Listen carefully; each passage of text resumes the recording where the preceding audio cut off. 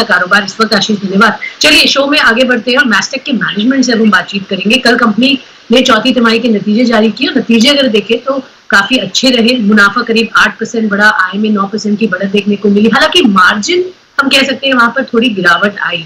क्या रहे ग्रोथ की ट्रिगर्स? कोरोना की लहर जो दूसरी आई है, तेज आई है, उसका क्या असर होगा कारोबार पर, ये सब जानने की कोशिश करेंगे। कंपनी के CFO अभिषेक सिंह हमारे साथ शो में जुड़ रहे हैं। अभिषेक सिंह, बहुत बहुत धन्यवाद हमारे से बात करने के लिए, हमें समय देने के लिए। पहला सवाल तो मैं यही जानना चाहूंगी, कितना कंसर्न है इस बार सेकेंड वेव जो आई है कोरोना की, और बहुत जान हानि जो हम सुन रहे हैं वो हो रही है, कितना बड़ा रिस्क और कितना बड़ा डर देखते हैं आप ये बिजनेस में? स्वाति, अपने शो में बुलाने के लिए बहुत बहुत धन्यवाद। कोरोना की लहर तो डेफिनेटली बहुत ही चिंताजनक स्थिति बनाए हुई है, देश में भी और विदेश में भी। हमारे जो कस्टमर्स हैं या जो हमारे एम्प्लॉयज ओवरसीज हैं, उन्होंने सबने चिंता व्यक्त की है। तो डेफिनेटली वो एक चिंता का विषय तो है ही है। अच्छी बात यह है कि हमारा एम्प्लॉय बेस मुंबई में सबसे ज़्यादा कॉन्सेंट्रेटेड है, फिर थोड़ा सा फिर अहमदाबाद और दिल्ली और थोड़ा सा चेन्नई में है। तो मुंबई में अभी स्थिति सुधरती हुई दिख रही है। ऐसे हम अपने एम्प्लॉयज़ के साथ बहुत इंगेज हैं ताकि उनको किस तरह से मदद की जा सके, वर्क फ्रॉम होम को कैसे सहूलियत दी जा सके ताकि वो अपनी सेफ्टी से में रहकर काम कर सकें और कस्टमर्स, उनकी सेफ्टी और कस्टमर्स की डिलीवरी बरकरार रहे। इस पे फोकस हमारी बनी हुई है। हालांकि चिंता अभी भी इसके कारण बनी तो डेफिनेटली हुई है। डेफिनेटली हाँ बनी हुई है, बट सेफ्टी पर ध्यान दिया जा रहा है।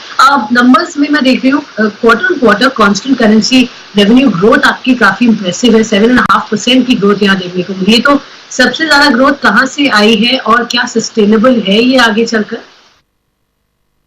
ग्रोथ तो हमारे दो जो ग्रोथ लीवर्स थे वहां से ही आई है। हमारा यूके पब्लिक सेक्टर बिजनेस काफी अच्छा, ऑर्डर बुकिंग अच्छी रही है, रेवेन्यू रियलाइजेशन काफी अच्छी रही है। ब्रेक्जिट की क्लैरिटी के बाद काफी क्लियर डायरेक्शन में वो ग्रो हो रहा है। और दूसरी ग्रोथ इंजन है हमारी जो on prem to cloud transformation Oracle space में जो एविसिस बिजनेस है हमारी, वहां से आ रही है, जो दो हमारे ग्रोथ इंजन है। और दोनों तरफ से ऑर्डर बुकिंग भी अच्छी है, पाइपलाइन अच्छी है और रेवेन्यू की कन्वर्जन भी अच्छी दिख रही है। ओके, तो रेवेन्यू कन्वर्जन अच्छी है और दो जो पॉकेट्स हैं वही अच्छे प्रॉमिसिंग दिख रहे हैं इस वक्त ग्रोथ के पॉइंट ऑफ व्यू से। बट सर, आई थिंक आपने 45 नए क्लाइंट्स ऐड किए हैं Q4 में, जो कि कन्वेंशनली एक सॉफ्ट क्वार्टर माना जाता है IT सेक्टर के लिए। कैसे ये हुआ है और कितना परसेंटेज क्लाइंट एडिशन अगले कुछ 2 क्वार्टर्स में आप एक्सपेक्ट कर रहे हैं? और ये नए क्लाइंट्स कौन से वर्टिकल्स में सबसे ज्यादा आप ग्रोथ देखेंगे यहाँ पर? स्वाति, ये जो कस्टमर की एडिशन की जर्नी है, अमूमन पिछले 2 क्वार्टर से भी अगर आप देखें तो हम इसी ट्रेजेक्टरी पे हैं। एवोसिस की एक्विजिशन के बाद और ब्रेक्जिट की क्लैरिटी के बाद हमारे जो दोनों इंजन्स ग्रो कर रहे हैं उसमें हमारी कस्टमर एडिशन काफ़ी इंप्रेसिव रही है। तो हम 40+ कस्टमर्स तो हर क्वार्टर ऐड कर रहे हैं और अच्छी डिवीजन रही है। हमारे एग्जिस्टिंग पब्लिक सेक्टर कस्टमर्स जो यूके में है वहाँ पे हमने अपने रिलेशनशिप्स को और डीपन किया है। इस क्वार्टर हमने अपना पहला 25 मिलियन पाउंड प्लस का बिजनेस साइन किया। इस क्वार्टर हमने एक नए लोगों के साथ भी 10 मिलियन से ऊपर का एक एंगेजमेंट किया है यूके में। और एवरसिस बिजनेस में तो हेल्थ केयर सेक्टर में यूएस में काफ़ी अच्छी ग्रोथ रही है। मिडिल ईस्ट में भी कस्टमर एक्विजिशन अच्छी रही है और यूके और यूरोप जो थोड़ा सॉफ्ट चल रहा था उसमें वापस हमने ट्रैक्शन देखा है। तो ओवरऑल हम ये कहेंगे कि काउंट ऑफ कस्टमर जो भी रहे बट क्वांटम डेफिनेटली इंप्रेसिव रही है और मोमेंटम ये बताती है कि हम इसको आगे बढ़ा सकते हैं इसी स्पीड से। ओके, यही स्पीड से आगे भी बढ़ने की बात आप कर रहे हैं। इसी तरह से सर 12 महीने के ऑर्डर बैकलॉग की बात करें, वहां पर करीब 19% क्वार्टर ऑन क्वार्टर ग्रोथ देखी गई है। 1130 crore if I am not wrong. कैसी प्राइसिंग सिनेरियो इस वक्त दिख रहा है, स्पेशली क्योंकि पेंडेमिक की सिनेरियो है तो और कंपनीज भी डिस्काउंट्स वगैरह दे रही हैं, तो उसका कुछ असर आप अपने बिजनेस पर भी देख रहे हैं? प्राइसिंग सिनेरियो कैसा कहेंगे इस वक्त? देखिए स्वाति, प्राइसिंग तो कॉम्पिटिटिव इस सेक्टर में हमेशा से रहा है। बड़े मंझोले और छोटी कंपनियों की बहुतायत है हमारे इस सेक्टर में, तो प्राइसिंग हमेशा ही कॉम्पिटिटिव रहता है। लेकिन अभी जो सिनेरियो हमारे पास है उसमें कुछ ऐसी सिचुएशन है कि कस्टमर्स को अपनी डिजिटल ट्रांसफॉर्मेशन करनी बहुत जरूरी है अपने बिजनेस को प्रोटेक्ट करने के लिए। कस्टमर्स को क्लाउड एडॉप्शन करनी जरूरी है अपने बिजनेस को आगे बढ़ाने के लिए। तो वहां पे कस्टमर्स की फोकस को जब आप एड्रेस करेंगे और आप जब वैल्यू टेबल पे रखेंगे तो प्राइसिंग एक और फैक्टर रहता है, प्राइसिंग एक सिंगुलर फैक्टर नहीं रहता है। तो प्राइसिंग प्रेशर्स हैं, ऐसा नहीं है कि मैं कहूंगा प्राइसिंग प्रेशर्स नहीं है। हमारे पब्लिक सेक्टर में तो पिछले कैलेंडर ईयर से ही प्राइस डिस्काउंट्स आए हैं, बट ऑर्गेनाइजेशन परफॉर्मेंस उस प्राइसिंग प्रेशर के बावजूद अच्छी रही है। तो ओवरऑल हम ये कहेंगे कि ऑपरेटिंग एफिशिएंसी से हम उस प्रेशर्स को न्यूट्रलाइज करने की कोशिश करते हैं और उस पर बिल्ड कर रहे हैं आगे। ऑपरेशनल एफिशिएंसीज पर खास फोकस है। यूके यूरोप कंट्रीब्यूट ऑलमोस्ट 70% करता है आपके रेवेन्यू में।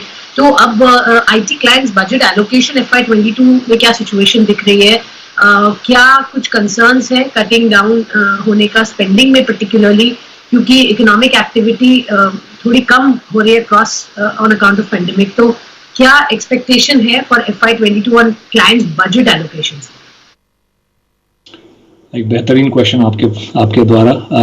मैं ये कहूंगा कि जो डिजिटल एक्टिविटीज हैं उस पे तो एक्सेलरेशन है, जो डिजिटल एडॉप्शन है उसमें डेफिनेटली एक्सेलरेशन है, और जो ट्रेडिशनल सर्विसेज हैं उसमें डेफिनेटली स्लो डाउन है।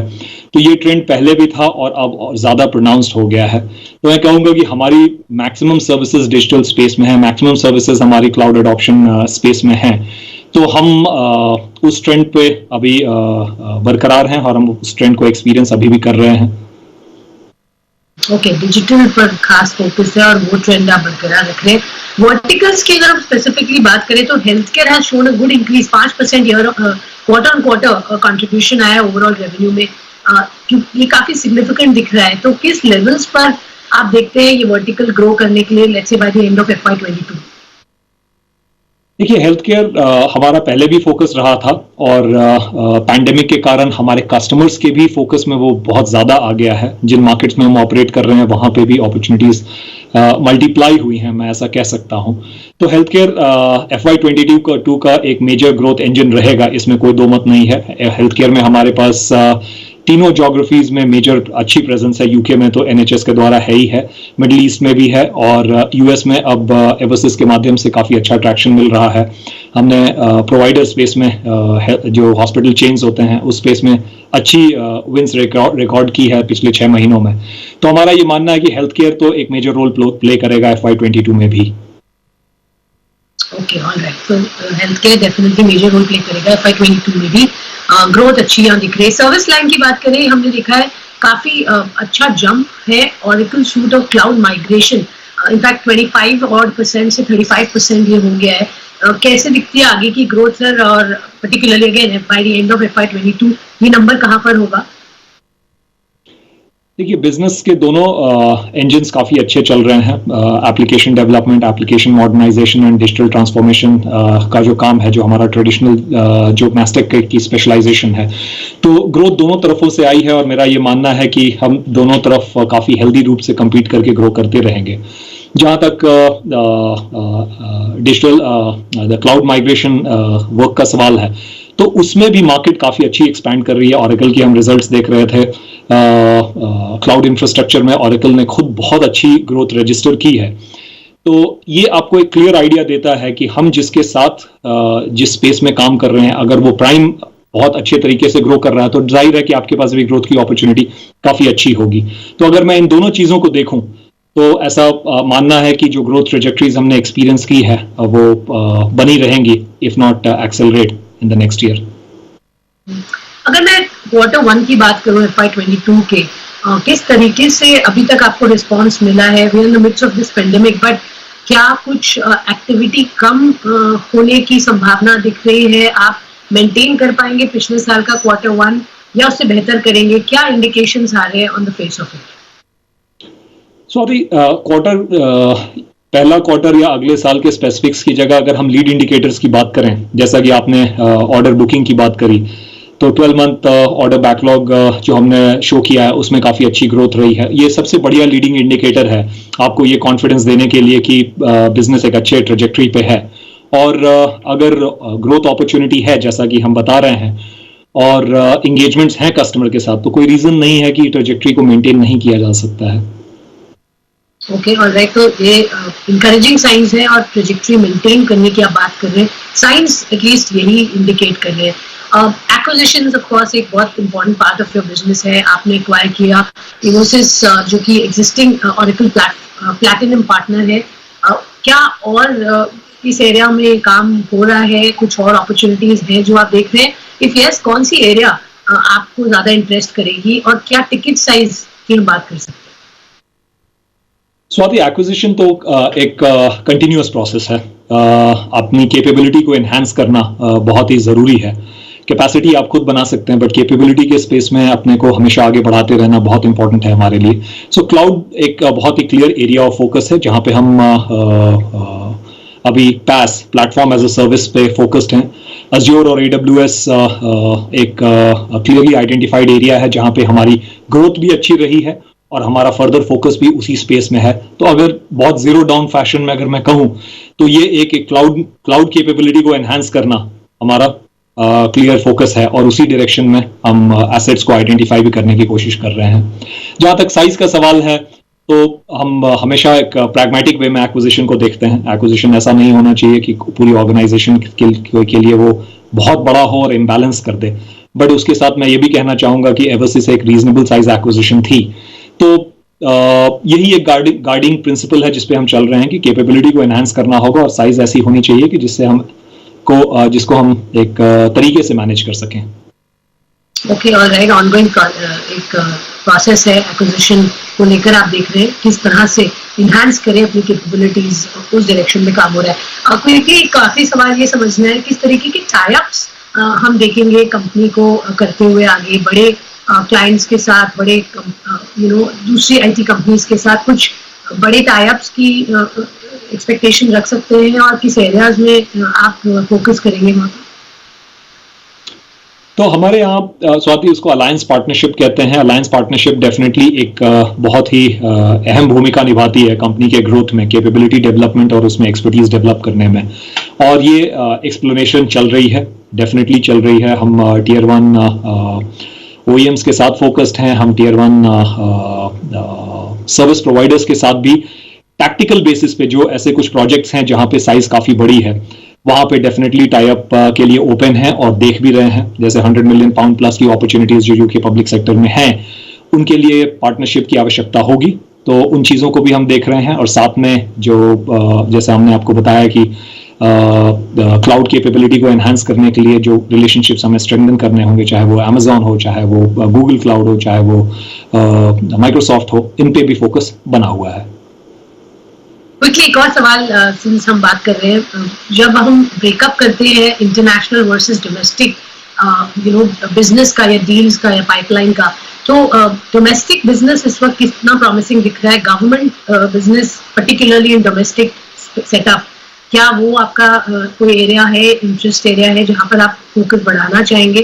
क्योंकि ऑलरेडी आप यूके में गवर्नमेंट के साथ काफी काम कर रहे हैं, बाकी और कंट्रीज में भी, बट इंडिया में पर्टिकुलरली क्या स्ट्रैटेजी रहेगी? स्वाति, इंडिया में हम काफ़ी लिमिटेड फॉर्म में प्रेजेंट हैं गवर्नमेंट सेक्टर में, बहुत ही लिमिटेड फुटप्रिंट है। और जो पहले से चला आ रहा है वहाँ पे हम उन कस्टमर्स को सपोर्ट कर रहे हैं और वो अपने एक लॉजिकल कंक्लूजन की तरफ बढ़ रहा है। अभी वो कोई मेजर एरिया ऑफ फोकस नहीं है मैस्टेक के लिए। ओके, लिमिटेड है यहाँ पर स्कोप अभी, और फोकस एरिया अभी इस वक्त तो नहीं है। बहुत बहुत धन्यवाद मिस्टर सिंह हमारे साथ बात करने के लिए और हमें बताने के लिए किस तरह से नंबर्स जो आए थे प्रॉमिसिंग, वो क्यों आए हैं और आगे किस तरीके का आउटलुक है जो कि काफी प्रॉमिसिंग दिख रहा है from the deal pipeline that you have. तो ये थे मैस्टेक के मैनेजमेंट। स्टॉक में जबरदस्त एक्शन है, नंबर्स बेहतरीन रहे, 8%, 7.5% की बढ़त के साथ फिलहाल मैस्टेक ट्रेड करता है। एक छोटा सा ब्रेक लेते हैं इस नोट पर, बट ब्रेक के बाद हम कुछ और सेक्टर्स पर फोकस करेंगे, आप कहीं मत जाइएगा। धन्यवाद।